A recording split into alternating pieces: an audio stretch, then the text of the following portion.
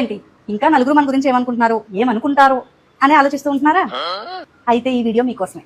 మీరు జీవితంలో ప్రశాంతంగా హ్యాపీగా ఉండాలంటే ఫస్ట్ చేయాల్సిన పని నలుగురు మన గురించి ఏమనుకుంటున్నారు అని తెలుసుకోవడం మానేయండి. ఒకవేళ తెలిసినా దాన్ని బ్రెయిన్లో నుంచి తీసేయండి. ఈ నలుగురు ఎలాంటి వాళ్ళంటే మనదే తప్పు లేకపోయినా మనం కరెక్టే అయినా లేదు లేదు లేదు నీదే తప్పు నువ్వే రాంగ్ అని ప్రూవ్ చేయడానికి ట్రై చేస్తూనే ఉంటారు.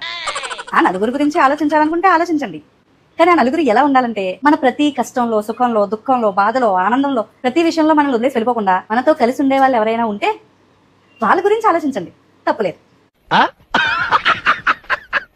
కానీ మిగిలిన వాళ్ళ గురించి ఆలోచించడంలో ఏం ఉపయోగం ఉంది చెప్పండి?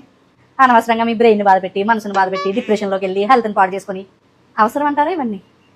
మళ్ళీ మన హెల్త్ పాడైతే పైకి పలకరించడానికి వచ్చినట్టే వచ్చి మనసులో తెగ ఆనంద పడిపోతారు, వీళ్ళకి బాగా జరిగింది అన్నట్టు. అలాంటి వాళ్ళ గురించే మనం ఆలోచించేది. నేను ఈ మాట విన్న ప్రతిసారి అయితే ఎందుకు చదువుకున్నానరా బాబు అనిపిస్తుంది, లేదంటే ఇలా మాట్లాడిన వాళ్ళ మొహం పగలగొట్టాలనిపిస్తుంది. అదేంటంటే, చదువుకున్నావు కదా నీకు ఇది రాదా, చదువుకున్నావు కదా నీకు ఈ విషయం తెలీదా, చదువుకున్నావు కదా నువ్వు ఈ పని చేయలేవా, నాకు ఒక విషయం అర్థంగా అడుగుతాను. చదువుకున్న ప్రతి ఒక్కరికి ప్రతిదీ వచ్చి ఉండాలి అన్న రూల్ ఏమన్నా ఉందా? కొన్ని అందరికి అన్నీ వచ్చేస్తాయా ఏంటి? నీకు ఈ లెక్క కూడా రాదా? రాదు. అసలు సబ్జెక్టుల్లో నచ్చని సబ్జెక్ట్ ఏమన్నా ఉంది అంటే అది మ్యాథ్సే. ఆమె ఇంటర్లో ఎంపీసీ తీసుకున్నా సరే మాకు మ్యాథ్స్ అంటే రాదు. అలాంటి మా దగ్గరికి వచ్చి 2502 రూపాయల నుంచి 354 రూపాయలు తీసేస్తే ఎంత వస్తుంది? మళ్ళీ తక్కువ చెప్పేయాలి, ఒక నిమిషం కూడా ఆలోచించుకోకూడదు. అలా ఆలోచించానుకో ఏంటి నీకు ఈ లెక్కలు కూడా రావా? అందుకే అంటారు చదువుకున్న వాడికంటే చదువులేనివాడే నయమని.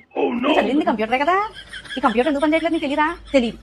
నా కంప్యూటర్లు బాగు చేయడం నేర్పించలేదు. నువ్వు చదివింది ఇంజనీరింగే కదా, నీకు బిల్డింగ్లు కట్టడం రాదా? రాదండి, నేను చదివింది సివిల్ ఇంజనీరింగ్ కాదు. మరి ఏంటి? అదేదో డబ్బా ముందు కూర్చొని టిక్కు టిక్కు టిక్కు అని కొట్టుకుంటారు కదా, అదే. చదువుకున్నావు కదా ఏదైనా ఉద్యోగం చేసుకోవచ్చు కదా, చేసుకోను. నాకు ఇంట్రెస్ట్ లేదు, ఏదో పేరుకి చదువుకున్నానని ఉండాలి కాబట్టి చదువుకున్నాను. చదువుకున్నావు కదా కాస్త ఈ దస్తావేజులు చదువు పెట్టు, రాదు. అసలు ఆ భాష నాకు అర్థం కాదు, నాకే కాదు అది రాసినోడికి తప్ప ఎవరికి అర్థం కాదు. ఇంకొంతమంది ఉంటారు, నువ్వు చదువుకున్నావు కదా ఆ రిపోర్ట్లో ఏముందో చెప్పు. టెస్ట్ రిపోర్ట్లు నేను ఏమైనా ఎంబీబీఎస్ చేశానా? రిపోర్ట్లు ఏం కర్మ, నేనే వైద్యం చేస్తాను, చేయించుకుంటారా? మళ్ళీ దానికి మాత్రం డాక్టర్ ఉండాలి, చదువుకున్నాక నేను కూడా చేసేస్తాను. ఏదైనా బ్యాంక్ వెళ్ళి ఫామ్ ఫిల్ చేసి ఇచ్చి ఆ ఫామ్ లో ఏదైనా మిస్టేక్ ఉందనుకో, ఏమన్నా చదువుకున్నావు కదా ఈ ఫామ్ ఫిల్ చేయడం కూడా రాదా? రాదు. మీరు చెప్పలేరా అక్కడ ఏం తప్పు ఉందో, అక్కడ ఏం రాయాలో మీరు చెప్పలేరా? తిరిగి నేను మీరు చదువుకున్నారు కదా కస్టమర్లతో ఎలా మాట్లాడాలో తెలీదా అని అంటే